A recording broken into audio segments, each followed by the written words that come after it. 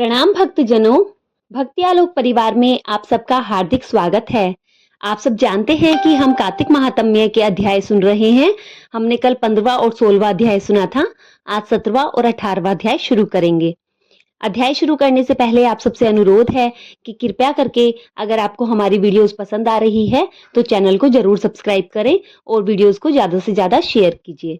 तो चलिए भगवान श्री हरि विष्णु का नाम लेते हुए आज का 17वां अध्याय शुरू करते हैं। उस समय शिवजी के गण प्रबल थे और उन्होंने जलंधर के शुंभ निशुंभ और महासुर काल नेमी आदि को पराजित कर दिया। यह देखकर सागर पुत्र जलंधर एक विशाल रथ पर चढ़कर, जिस पर लंबी पताका लगी हुई थी, युद्ध भूमि में आया। इधर जय और शील नामक शंकर जी के गण भी युद्ध में तत्पर होकर गरजने लगे। इस पर दोनों सेनाओं के हाथी, घोड़े, शंख, भेरी और दोनों ओर के सिंहनाद से धरती त्रस्त हो गई।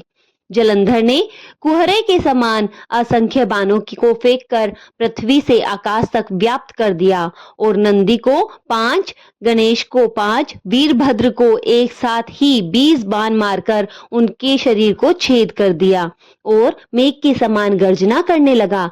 यह देख कार्तिकेय ने भी दैत्य जलंधर को अपनी शक्ति उठाकर मारी और घोर गर्जन किया, जिससे आघात से वह मूर्छित हो जमीन पर गिर पड़ा।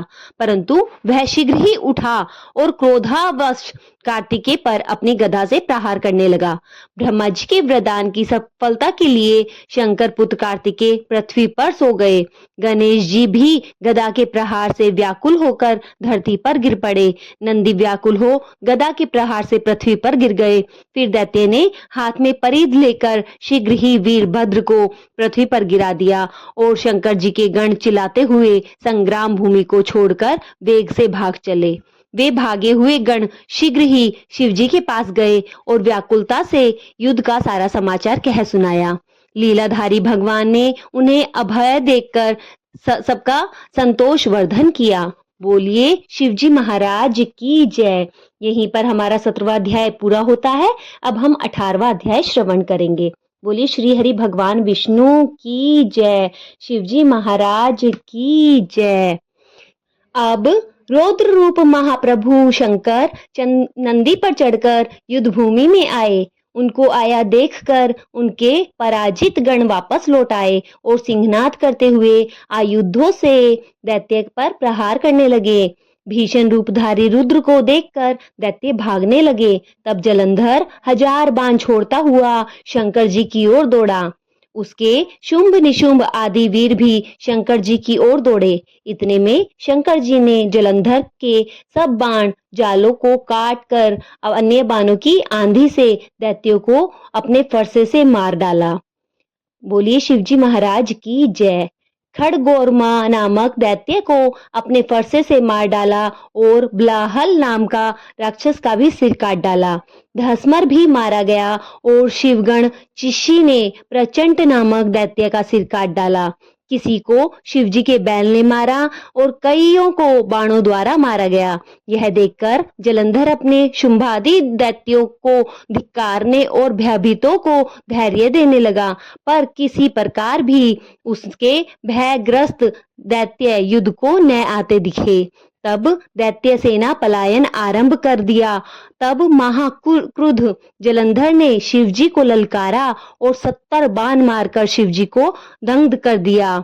शिवजी उनके बाणों को काटते रहे, यहाँ तक कि उन्होंने जलंधर की ध्वजा, छत्र और धनुष को भी काट दिया। फिर 7 बाण से उसके शरीर में भी तीव्र आघात पहुंचाया। धनुष के कट जाने से जलंधर ने गदा उठाई। शिवजी ने उसकी गदा के भी टुकड़े कर दिए। तब उसने समझा कि शंकर जी मुझसे अधिक बलवान हैं। अतएव उसने गंधर्व माया उत्पन्न कर दी। अनेक गंधर्व अप्सराएं गण के आगे नाचने लगी। वीणा और मृदंग आदि बाजों के साथ में नृत्य व गान होने लगा। इससे अपने गणों सहित रुद्र भी मोहित हो एकाग्र हो गए। उन्होंने युद्ध बंद कर दिया। फिर तो काम मोहित जलंधर बड़ी शीघ्रता से शंकर का रूप धारण कर वृषभ पर बैठकर पार्वती जी के पास पहुंच गए। उधर जब पार्वती जी ने अपने पति को आया देखा तो अपनी सखियों का साथ छोड़ दिया और आगे आई। उन्हें देख कामातुर जलंधर का वज्रपात हो गया और उसके पवन से वह जड़ हो गया। गौरी ने उसे दानव समझा, वह अंतर्ध्यान हो उत्तर की मानस पर चली गई। तब पार्वती जी ने विष्णु जी को बुलाकर दैत्य धन का वह कृत्य कहा और यह प्रश्न किया कि क्या आप इससे अवगत हैं? भगवान विष्णु ने उत्तर दिया, आपकी कृपा से मुझे यह सब ज्ञात है। हे माता, आप जो भी आज्ञा करेंगी मैं उसका पालन करूंगा। जगत माता ने विष्णु जी से कहा, उस दैत्य ने जो मार्ग खोला है उसका अनुसरण उचित है। मैं तुम्हें आज्ञा देती हूँ कि उसकी पत्नी का पतिव्रत भ्रष्ट करो और वह दैत्य तभी मारा जाएगा। पार्वती जी की आज्ञा पाते ही विष्णु जी उसको शिरोधार्य कर छल करने के लिए जलंधर की नगरी की ओर चल दिए। यहीं पर हमारा 18वां अध्याय समाप्त होता है। बोलिए पार्वती माता की जय, विष्णु भगवान की जय, शिवजी महाराज की जय। भक्तजनों, कार्तिक महात्म सुनना सबसे ज्यादा फलदायी माना गया है, इसलिए हमने कार्तिक महात्म सुनना प्रारंभ किया है। आप सब हमारा साथ ऐसे ही देते रहिए।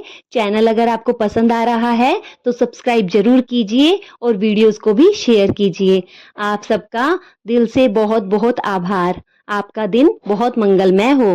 धन्यवाद।